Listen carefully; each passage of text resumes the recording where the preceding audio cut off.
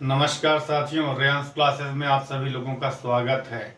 साथियों, आज के इस वीडियो में हम लोग class 9th chapter 1 number system के बारे में पढ़ने वाले हैं, जो कि मनोहर रे की बुक का एक्सरसाइज 1A मैं इस वीडियो में कराने वाला हूं।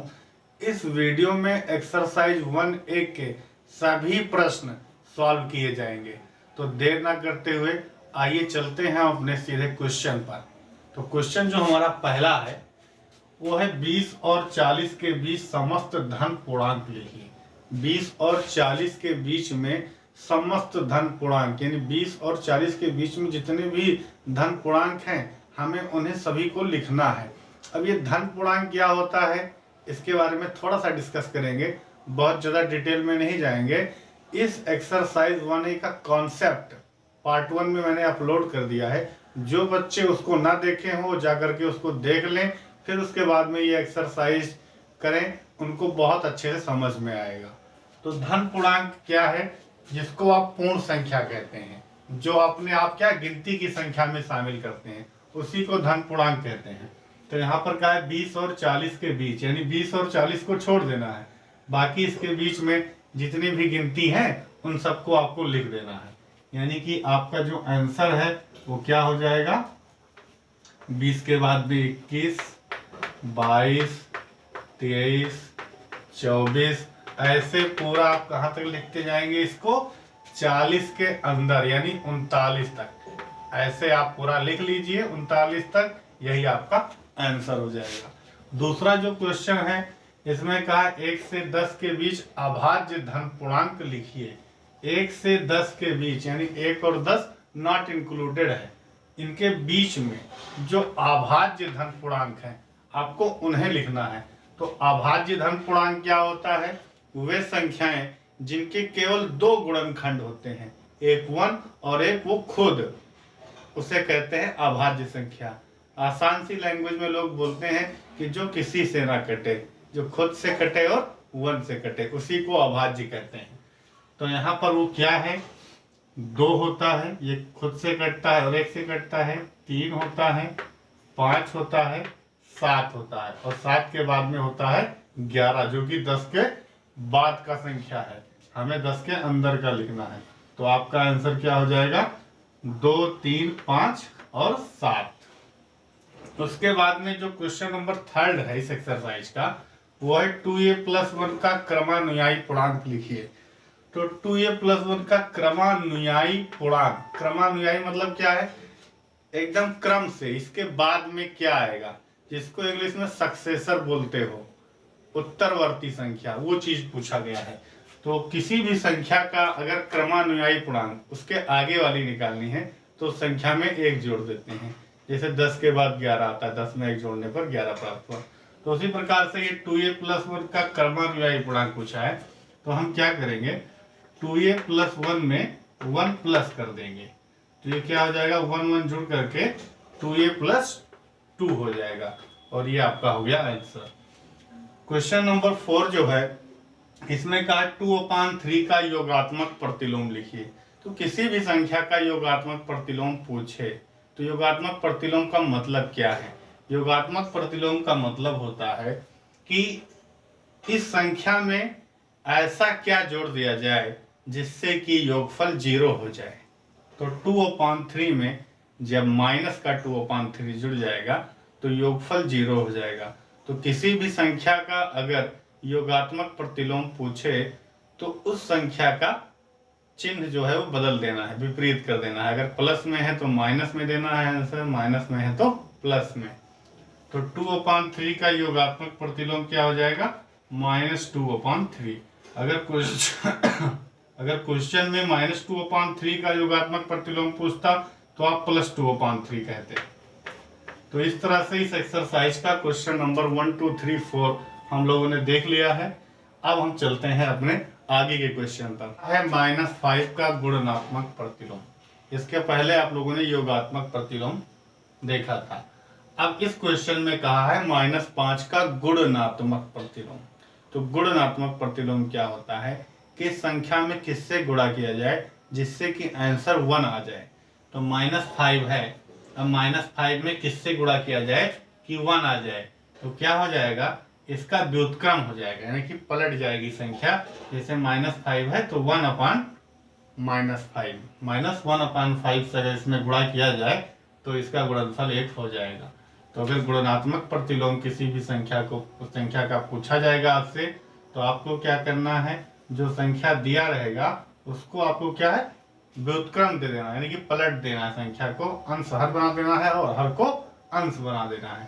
तो ये हो जाएगा -1/5 इसका आंसर। और क्वेश्चन नंबर 6 में कहा है P+Q और P-Q का योगात्मक प्रतिलोम लिखिए। योगात्मक प्रतिलोम में मैंने बताया था कि उस संख्या का साइन चेंज करना है, प्लस में है तो माइनस कर दो, माइनस में है तो प्लस कर दो। तो यहाँ पर ये P+Q का जो साइन है उसका अपोजिट कर देना है माइनस, और P-Q जो है इसको भी आपको नेगेटिव में लिख देना है। तो ये हो गया P-Q का योगात्मक प्रतिलोम और ये हो गया P+Q का योगात्मक प्रतिलोम।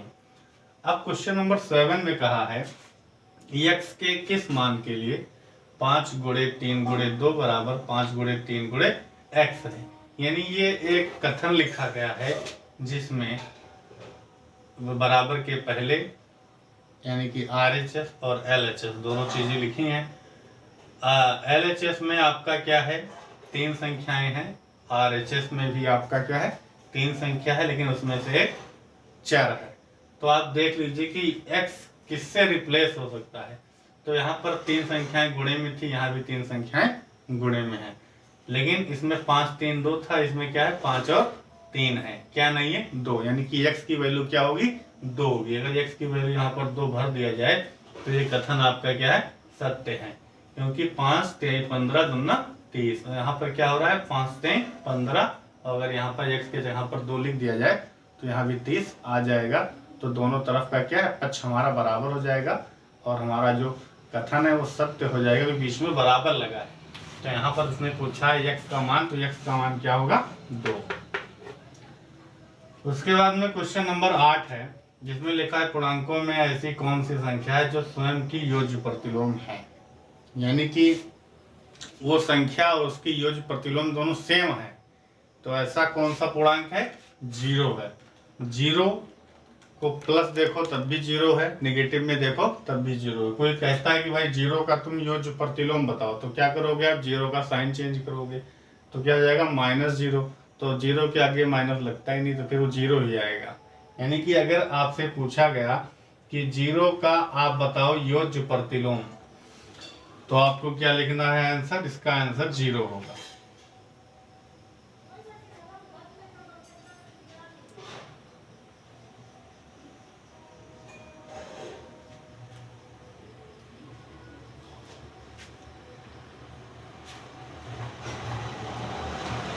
तो क्वेश्चन नंबर 8 तक हम लोग कवर कर चुके हैं। अब चलते हैं नेक्स्ट क्वेश्चन पर।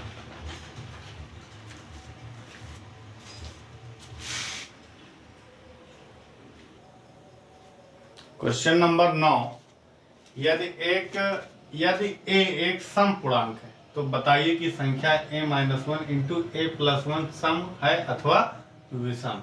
यानी यहाँ पर जो आपको संख्या में मिल रहा है a, उसने a को पहले ही डिफाइन कर दिया कि a आपका क्या है, सम है।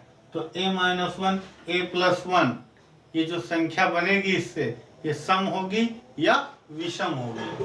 तो यहाँ पर आप लोग पहले तो ये जान लीजिए कि जब भी आप गिनती लिखते हो तो 1 2 3 4, एक विषम है, 2 सम है, 3 विषम है, 4 सम है, यानी कि एक सम आता है, एक विषम, एक सम, एक विषम, एक सम, एक विषम। तो यहाँ पर जो a है वो क्या है, सम है, और a में से एक कम हो रहा है। यानी a में से जब एक कम हुआ यानी कि उसके पहले की संख्या आ गई, तो सम के पहले क्या आती है, विषम। यानी कि a आपका सम है और सम में से एक कम हो रहा है, और यहाँ पर सम में एक जुड़ रहा है। तो सम -1 मतलब सम के पहले वाली संख्या, तो सम के पहले वाली संख्या क्या होगी, विषम।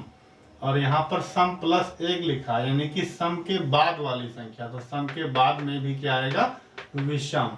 अब यहाँ पर क्या है, दो विषम संख्याओं का गुणनफल आया। तो दो विषम संख्याओं का गुणनफल क्या होता है अब ये जानना है। तो इसको आप खुद से भी अंदाजा लगा सकते हैं। आप कोई भी दो विषम संख्या लेकर के देख लीजिए, उनको गुणा करा के कि आपको जो गुणनफल है दो विषम संख्याओं का वो सब मिल रहा है कि विषम मिल रहा है। चलिए ले लेते हैं। एक विषम संख्या हमने 3 ले लिया, दूसरा 5 ले लिया। तो 3 को 5 से गुणा किया कितना आया 15, यानी कि दो विषम संख्याओं को जब गुणा किया गया तो विषम ही मिला। और एग्जाम्पल लेकर चेक कर लेते हैं। 11 ले लिया गया, एक 9 ले लिया गया, तो 11 9 99। तो यहाँ पर हमने देखा कि अगर दो विषम संख्याओं का हम गुणा कराते हैं तो गुणनफल भी क्या मिलता है, विषम संख्या मिलता है। तो यहाँ पर भी इसी तरह से दो विषम संख्याओं का गुणनफल हमें क्या मिलेगा, विषम। तो इसका मतलब क्या हुआ कि अगर a एक समधन पूर्णांक है तो a - 1 a + 1 क्या होगा, विषम होगा। ये विषम आपका आंसर है। उसके बाद में क्वेश्चन नंबर 10 में कहा है संख्या रेखा पर 5 7 का योग लिखिए। बहुत छोटे से क्लास में आप लोगों ने पढ़ा हो, क्लास 6 7 में। तो इसमें क्या किया जाता है, यहाँ पर आप एरो लगा दीजिए दोनों तरफ। यहाँ पर आप स्टार्ट कीजिए 0 से और इसमें नंबर डाल दीजिए 1 2 3 4 5 6। इसको थोड़ा और बड़ा कर लीजिए 7 8 9 10 11 12 13। अब उसके बाद में 5 और 7 को जोड़ना है। तो आप क्या करेंगे, यहाँ 0 से चलेंगे 5 तक चलेंगे। 0 से स्टार्ट कीजिए चलना और 5 तक जाइए ऐसे। और उसके बाद में फिर यहाँ से आगे 7 आपको और चलना है। तो 1 2 3 4 5 6 7, यानी कि यहाँ तक आपको जाना है। यहाँ से इन दोनों को ऐसे मिला दीजिए। अब क्या है, ये आपका 5 है और ये आपका 7 है। ये यहाँ से यहाँ तक आपका 5, यहाँ से यहाँ तक ये 7। इन दोनों को जोड़ दो तो इस पूरे को ऐसे एक लाइन के अंदर कर लो। तो 5 और 7 मिलकर क्या हो गया 12। तो इस प्रकार से हम किसी भी दो संख्याओं के योग को संख्या रेखा पर प्रदर्शित करते हैं। तो स्टूडेंट, हम लोगों ने क्वेश्चन नंबर 9 और 10 कवर कर लिया है। अब हम इसी क्रम में आगे के क्वेश्चन पर बढ़ते हैं।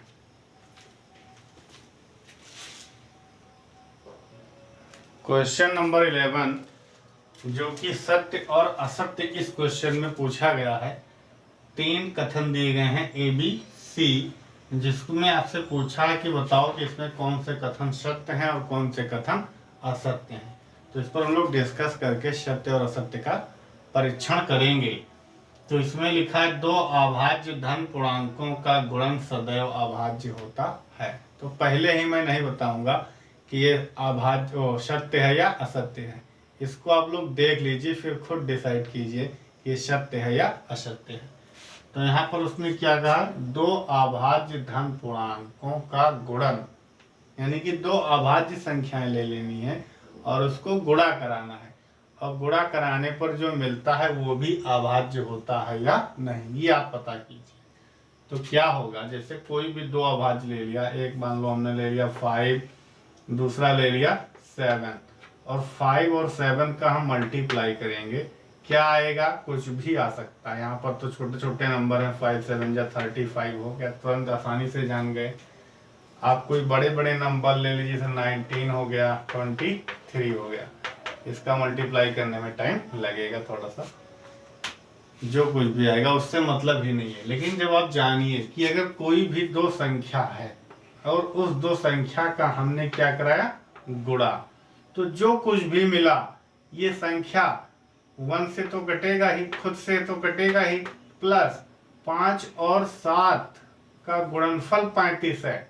इसका मतलब है ये 5 से भी कटेगा और 7 से भी कटेगा। तो इसकी क्या है, 1 2 3 4 4 गुणनखंड है 35 के। इसका मतलब है कि ये अभाज्य नहीं है। उसी प्रकार से आप चाहे जितने एग्जाम्पल ले लेंगे 2 अभाज्य संख्याओं के, तो जिन 2 संख्याओं को आप गुणा कराएंगे जो गुणनफल होगा उन 2 संख्याओं से तो कटेगा ही, साथ साथ में 1 से भी कटेगा और खुद से भी कटेगा। इसका मतलब है कि वो गुणनफल आपका अभाज्य संख्या नहीं होगा। इसका मतलब जो ये इसने बताया है कि दो अभाज्य धन पूर्णांकों का गुणन सदैव अभाज्य होता है, ये कथन आपका असत्य है। इसके सामने आपको असत्य भर देना है। इसके बाद में क्वेश्चन नंबर बी में कहा है दो धन अभाज्य पूर्णांकों का योग सदैव अभाज्य होता है। यानी कि इसमें गुणन कहा था, इसमें योग कहा था। तो एग्जांपल्स लिखे हैं, इन्हीं को चलो जोड़कर चेक कर लेते हैं। 5 + 7 = 12 और ये है 19 + 23। इन दोनों को जोड़ेंगे तो 9 × 3 = 12, 2 × 1 = 3 × 1 = 4 42। अब आपके सामने है दो एग्जाम्पल मैंने लिए, जिसमें से एक का योग 12 आया, एक का योग 42 और 12 जो है ये अभाज्य नहीं है और ना ही 42 अभाज्य है। इसका मतलब है ये भी कथन इनका असत्य है। उसके बाद में सी वाला ऑप्शन जो है, सी जो स्टेटमेंट है, इसमें कहा यदि ए और बी कोई दो ऋण पूर्णांक है तब a + b भी सदैव ऋण पूर्णांक होगा। तो a और b क्या है? ऋण पूर्णांक है। a + b का मतलब क्या हुआ? इन दोनों का योग भी सदैव ऋण पूर्णांक होगा। तो ये इनका कथन सत्य है, क्योंकि जब भी किसी भी दो ऋण पूर्णांक को हम जोड़ेंगे तो जोड़ने पर जो कुछ भी आएगा वो ऋण में ही आएगा, इसलिए इनका ये कथन सत्य है। एग्जाम्पल लेकर आप देख लीजिए। मान लीजिए a आपका -3 है, b आपका -5 है और इन दोनों को जोड़ोगे तो ये आपका +- हो जाएगा और -3 - 5 जुड़ेगा तो -8 आएगा। तो ये इनका कथन सत्य है, सी वाला। बाकी ए और बी असत्य हैं। तो क्वेश्चन नंबर 11 भी खत्म हुआ। अब चलते हैं नेक्स्ट क्वेश्चन पर, क्वेश्चन नंबर 12 पर। इस एक्सरसाइज में जितने के क्वेश्चन हैं सारे के सारे क्वेश्चन इसी वीडियो में हम लोग खत्म कर देंगे, तो वीडियो से आप लोग बने रहिए।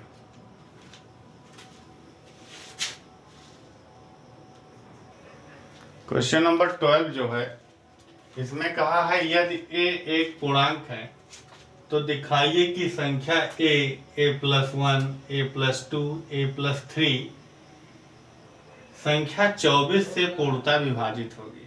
तो इसमें क्या है? a+1, a+2, a+3। a को बताया क्या है कि a आपका एक पूर्णांक है, छूट गया धन पूर्णांक होना चाहिए। a क्या है? एक धन पूर्णांक है। धन पूर्णांक मतलब प्लस वाली संख्या है। तो प्लस वाली संख्याएं कहाँ से स्टार्ट होती हैं? 0 के बाद से 1, 2, 3। तो यहाँ पर हम लोग क्या है 1 रख करके ही पहले चेक कर लेंगे। इसको चेक कीजिए वैल्यू रख करके। तो a अगर हम 1 इस नंबर में रखें तो यहाँ पर a की जगह पर 1, यहाँ पर a की जगह पर 1, यहाँ पर a की जगह पर 1 और यहाँ पर भी a की जगह पर 1। ये 1 वैसे रहेगा 1, 1, 2, 2, 1, 3, 3, 1, 4, 3, 1, 4, 1, 2, 3, 1, 1, 2 और ये 1 वैसे। इन सबको मल्टीप्लाई करें तो 1, 2 = 2, 2, 3 = 6, 6, 4 = 24। तो 24 आया, जो कि 24 से पूर्णतः विभाज्य होगा। तो एक के लिए तो ये कथन आपका सत्य है। और उसके बाद में आप एक से आगे बढ़ जाइए, क्योंकि सभी धन पूर्णांक के लिए कहा इसने। यदि a एक धन पूर्णांक है, यानी कोई भी एक धन पूर्णांक हो सकता है। 1 हो सकता है, 2 हो सकता है, 100 हो सकता है, 50 हो सकता है, कुछ भी हो सकता है। तो आप 1, 2 नंबर रख करके चेक कर लीजिए। अब चलिए a = 3 से हम लोग चेक कर लेते हैं, या 2 से चेक कर लीजिए, जिससे आपका मन करे उससे चेक करके देख लीजिए। तो यहाँ पर क्या होगा, इसी में वैल्यू को रखना है। a के जगह पर 3, तो ये हो गया 3, 3 + 1, 3 + 2 और 3 + 3। तो ये हो गया 3 × 4 × 5 × 6।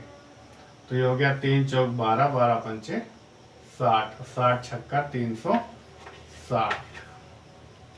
अब यहाँ पर आप देखें तो 360 भी 24 से पूर्णतः विभाज्य है। क्यों? क्योंकि ये 6 × 4 = 24, 24 इसका एक गुणनखंड वैसे है।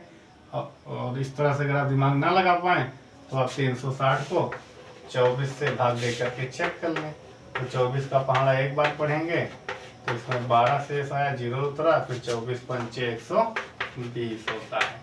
तो इस तरह से आपने देखा कि 24 से 360 भी विभाजित है।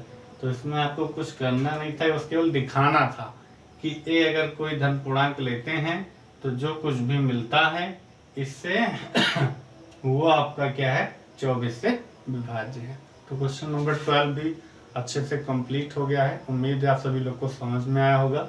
अब बढ़ते हैं हम लोग अपने क्वेश्चन पर, नेक्स्ट क्वेश्चन पर, क्वेश्चन नंबर 30।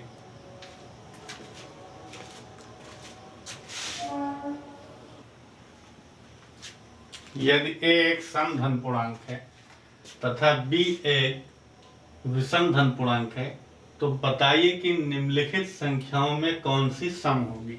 नीचे संख्याएं हैं 1 2 3 4 5 6। इन 6 संख्याओं में आपको बताना है कौन सी संख्या सम होगी, जबकि a आपका सम है और b आपका विषम है। तो हम एक एक पर डिस्कस करेंगे। तो यहाँ पर क्या लिखा है ए स्क्वायर, क्या लिखा है ए स्क्वायर, और ए आपका क्या है सम, और सम पर लगा है स्क्वायर, इसका मतलब हुआ सम गुणे सम। तो अभी मैंने आपको बताया था कुछ देर पहले कि विषम का गुणा जब विषम में करो तो विषम आता है, और सम का गुणा सम में करो तो सम आता है। तो सम का गुणा जब सम में होगा तो क्या आएगा सम। तो ए स्क्वायर आपका क्या है सम है। उसके बाद में बी स्क्वायर, बी को उसने बताया है कि विषम है। तो बी आपका जब विषम है तो विषम पर स्क्वायर का मतलब हुआ विषम गुणे विषम। तो विषम का गुणा विषम में होगा तो विषम संख्या आएगी, ये आपका सम नहीं है। ए गुणे बी, ए आपका और बी आपका। अभी तक सम सम चल रहा था, विषम विषम चल रहा था। अब क्या चल रहा है एक सम और एक विषम। ए आपका सम है, बी आपका विषम है। तो इसको आप पहले संख्या में चेक कर लें। जैसे एक सम ले लें कोई 2, एक विषम ले लें 3, तो 2 3 6, यानी एक सम एक विषम का गुणा कितना आ गया 6। और कोई एग्जांपल लेकर के देख लें, 10 ले लें, 10 के बाद 17 ले लें, दोनों गुणा करा दें 170। तो यहाँ पर आपने देखा एक सम एक विषम जब लिया जा रहा है तो जो भी गुणनफल आ रहा है वो क्या आ रहा है सम आ रहा है। तो यानी कि सम का विषम से गुणा होगा तो क्या आएगा सम। फिर उसने क्या कहा ए प्लस 1, ए प्लस 1। तो ए तो आपका सम है गुणे ए प्लस 1, ए प्लस 1 सम में एक जोड़ दिया गया तो सम के आगे वाला नंबर आएगा। तो सम के आगे क्या आता है विषम।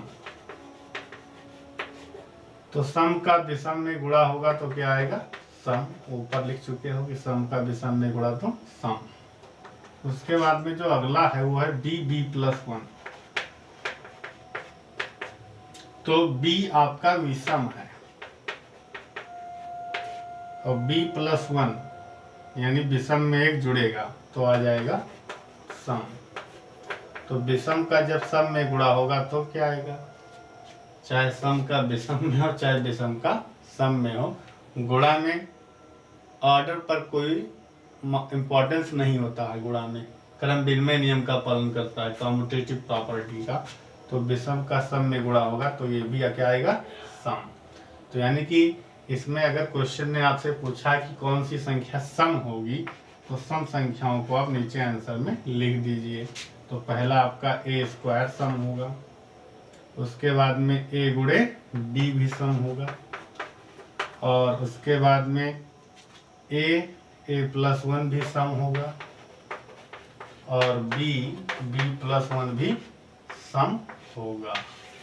तो इतनी संख्याएं सम है। बाकी इसमें से एक विषम है जो कि क्या है बी स्क्वायर, जिसमें विषम गुणे विषम आ रहा है। तो क्वेश्चन नंबर 13 भी आपका खत्म हुआ है। हम चलते हैं अपने नेक्स्ट क्वेश्चन पर, क्वेश्चन नंबर 14 पर।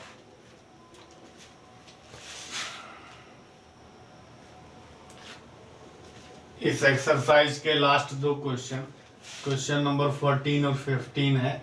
14 में बताया गया कि धन पूर्णांकों के किन गुणधर्मों के अंतर्गत निम्नलिखित कथन शर्त है। तो ये कथन आपको देखना है और बताना है कि इन कथनों में कौन सा गुणधर्म यूज हुआ है जिसके कारण ये शर्त हुए हैं। तो यहाँ पर पहला जो लिखा है 3 गुणे 8 प्लस 7 बराबर 3 गुणे 8 प्लस 3 गुणे 7। तो यहाँ पर अगर इसको हल किया जाए तो पहले ब्रैकेट सॉल्व करेंगे तो 8 7 15, 15 3 45, यानी कि 15 को 2 पार्ट में बांट दिया है। तो जो इसमें क्या गुणा वाले जिस कथन में किसी भी नंबर को 2 पार्ट में बांट देता है तो उसे कहते हैं वितरण प्रगुण या वितरण का गुणधर्म, गुणा का वितरण नियम या बंटन नियम, जिसको इंग्लिश में डिस्ट्रीब्यूटिव लॉ कहते हैं। तो इसमें अगर वो आपसे गुणधर्म पूछता है तो यहाँ पर आपको बताना है गुणा का वितरण नियम। वितरण नियम के लिए ये सत्य है। वितरण या बंटन नियम भी इसको हम कहते हैं। उसके बाद में जो दूसरा है 3 + 5 + 9, 3 + 5 + 9, इसमें क्या है एसोसिएट किया गया है, ग्रुपिंग जो हुई है। इधर वाले में RHS में 5 + 9 को ब्रैकेट में 5 + 9 को पहले जोड़ा गया, इसमें 3 + 5 को जोड़ने के बाद में 9 जोड़ा गया है। तो इस प्रकार का जो होता है कॉम्बिनेशन, इसे कहते हैं साहचर्य नियम। साहचर्य नियम। इधर है 3 × 2, 2 × 3, क्रम को पलट दिया गया तो इसे कहते हैं क्रम विनिमय नियम। क्रम विनिमय यानी क्रम को बदल दिया जाता है तब भी रिजल्ट में कोई गड़बड़ी नहीं होती है। इंग्लिश में कॉम्यूटेटिव प्रॉपर्टी कहते हैं। यहाँ पर है 3 × 5 = a × 5, तो a क्या होगा? तो यहाँ पर देखा गया भाई बीच में बराबर लगाए तो दोनों तरफ की वैल्यू बराबर होनी चाहिए। इधर आ रहा 3 × 5 = 15, तो आपको मालूम करना है कि 5 में किससे गुणा करना कि 15 आए, तो a का मान क्या होगा 3। जब 5 में 3 से गुणा होगा तो 15 इधर भी आएगा। तो यहाँ पर a की वैल्यू पूछा है तो a की वैल्यू आप क्या बताएंगे 5 होगा। तो इस तरह से क्वेश्चन नंबर 14 में 4 पार्ट थे, ABCD पूरे के पूरे खत्म हो गए, 5 चारों पार्ट। और इसमें जो मैंने नियम बताया वितरण, बंटन, साहचर्य, क्रम विनिमय, ये जब मैंने इस नंबर सिस्टम का पार्ट 1 बनाया था तो पार्ट 1 में मैंने क्या है एक्सरसाइज 1A में इन्वॉल्व होने वाले सारे के सारे नियम, कॉन्सेप्ट जिसे आप कहते हो, इस एक्सरसाइज 1A का पूरा इंट्रोडक्शन उसमें मैंने क्या है आपको बताया है। उसमें कोई क्वेश्चन नहीं लगा है, सिर्फ और सिर्फ आपको कॉन्सेप्ट बताया गया है। तो अगर इन सब में कोई प्रॉब्लम होती है, समझ में नहीं आता है वितरण, बंटन, साहचर्य, क्रम विनिमय नियम क्या है, और भी नियम है उस वीडियो में डिस्कस किए गए हैं, तो आप लोग उसको पहले जरूर देख लीजिए। उसको देखने के बाद में अगर आप एक्सरसाइज सॉल्व करते हैं तो आपको बहुत ज़्यादा एक्सरसाइज आसान लगेगा। अब क्वेश्चन नंबर जो लास्ट है 15 का है संख्या रेखा पर -5, -2, 0, 1, 2, 5 को दर्शाइए।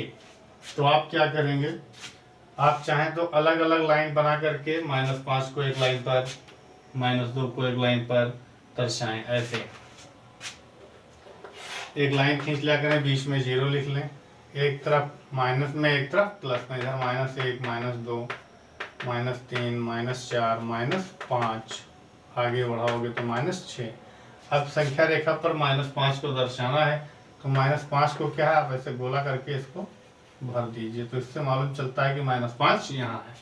-2 को दर्शाना है, आप चाहें तो इसी में करते हैं या इसके लिए नई लाइन बना लें, 0, -1, -2, -3, -4, किसको दर्शाना है -2 को ऐसे।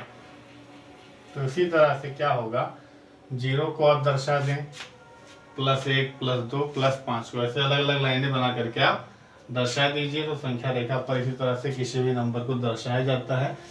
तो ये आपका एक्सरसाइज 1 पूरी तरह से कंप्लीट हुआ। अब हम मिलेंगे आपको नेक्स्ट वीडियो में जिसमें आपको एक्सरसाइज 1B में जो इन्वॉल्व कॉन्सेप्ट हैं उनको लेकर के आएंगे। तब तक के लिए नमस्कार।